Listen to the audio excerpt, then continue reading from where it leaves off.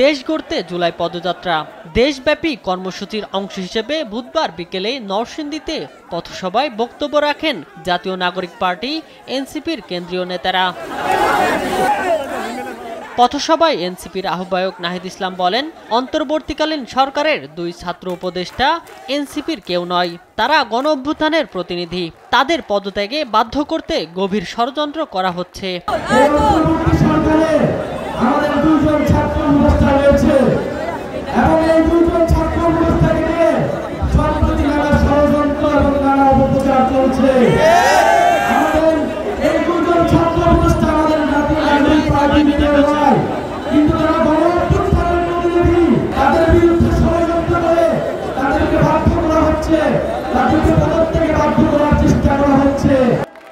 জুলাই পদযাত্রায় হামলা ও বাধা সৃষ্টি করে এনসিপিকে থামানো যাবে না বলে আশা প্রকাশ করেন নাহিদ।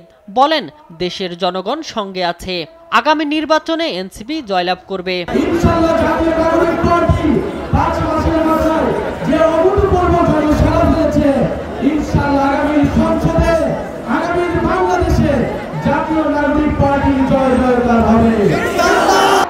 আগামী ৩ আগস্ট ঢাকায় এনসিপির সমাবেশ ঘিরে যারা নেতাকর্মীদের উপর হাত তুলবে তাদের জবাব দেয়া হবে বলেও হুঁশিয়ারি দেন দলটির মুখ্য সমন্বয়কারী নাসির উদ্দিন পাটোয়ারি।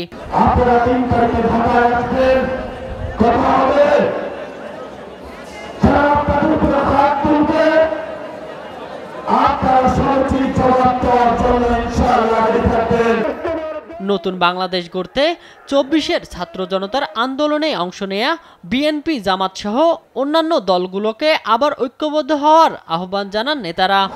শামীম হোসেন, নিউজ ডেস্ক, দেশ টিভি।